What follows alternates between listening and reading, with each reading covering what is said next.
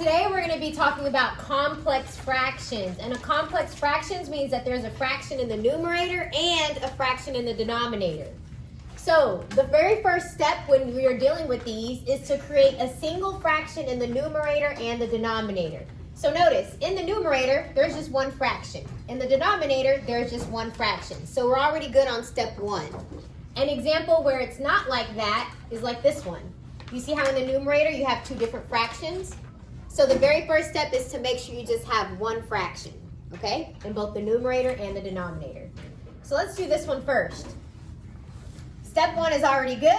Now let's set it up as a division problem. So we're going to write this as a over 2 times you flip the second fraction.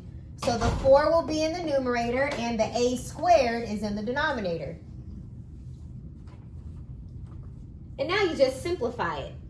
So I'll just multiply across. A times 4 is 4a. 2 times a squared is 2a squared. And you can definitely simplify this. This a cancels with one of those a's. And 4 can be divided by 2 and 2 can be divided by 2. So 4 divided by 2 is 2. And 2 divided by 2 is 1. And you're left with 1a. So that is the answer to this. This is the simplified form.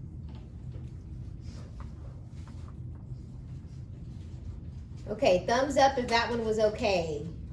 Okay, nice. Let's move on. Here's our next example. So remember, you want to have a single fraction in the numerator. So look, I have a single fraction, and I have a single fraction in the denominator. So we're good on step one. Now we're going to set this up as a division problem. So your first fraction will stay the same. I just copied it over. Then you're going to multiply by your second fraction, the reciprocal. You have to flip it. So the 4p squared is in the denominator and the 4p minus 1 is in the numerator. That's step two. Set it up as a division problem. Keep, change, flip. Is that okay so far? Nice. Now you're going to simplify and factor first if you can. So let's look at this denominator right here. That can be factored. What can 8 and 2 both be divided by? 2. So 2 is on the outside. What's left on the inside? Yep, 4p minus 1. Okay, so that's the denominator factored. So now we can go ahead and simplify. This 4p minus 1 cancels out with this 4p minus 1. This p cancels out with one of those p's. Let me just write what we have. I have an 18 left over in the numerator, and in the denominator, I have 2 times 4p, which is 8p. And we can still simplify that. 18 can be divided by 2, and 8 can be divided by 2. So this will be 9 over 4p. And that is your simplified answer. Here's the next one. So notice my numerator. I have two fractions. The very first step is to combine it into one fraction. So my numerator, let's just look at the numerator for now. I have x over 3 minus 3 over x. If I want to add or subtract fractions, what do I need? Common denominator. Common denominator.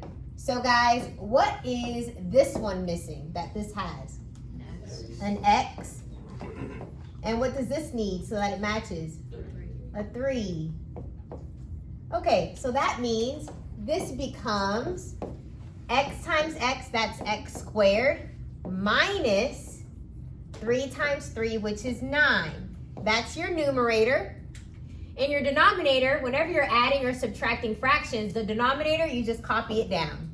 It stays the same. So that's the numerator.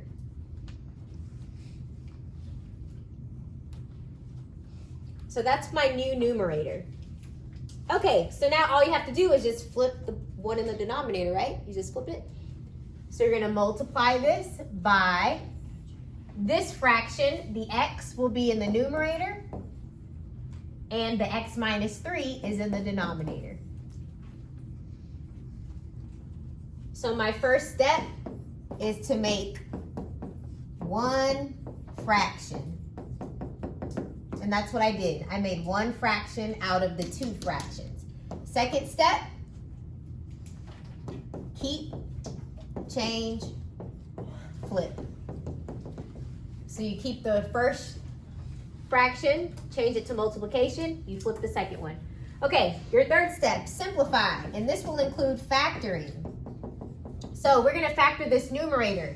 This is a difference of squares, so you can write this as x minus 3 and x plus 3 over 3x times x over x minus 3. Now that you factored, you can start simplifying. These factors cancel. This x cancels with that x. So you are left with x plus 3 divided by 3.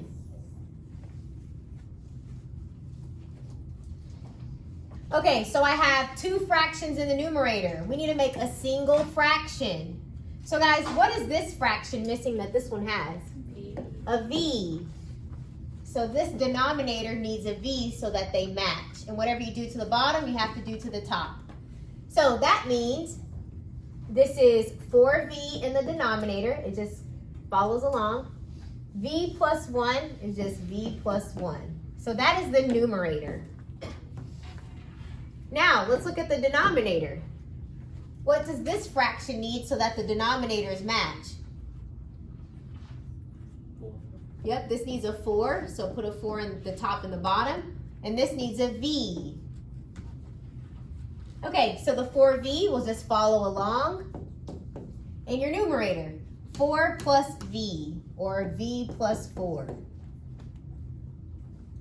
Your variable comes before the constant. Is that okay?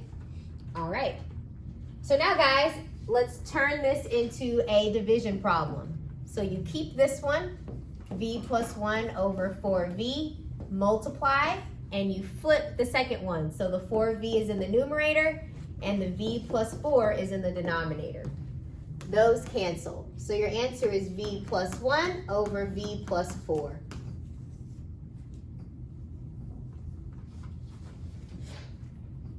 Okay, how do you guys feel about this? Good? Nice. All right. I'm going to have you guys practice that for a bit.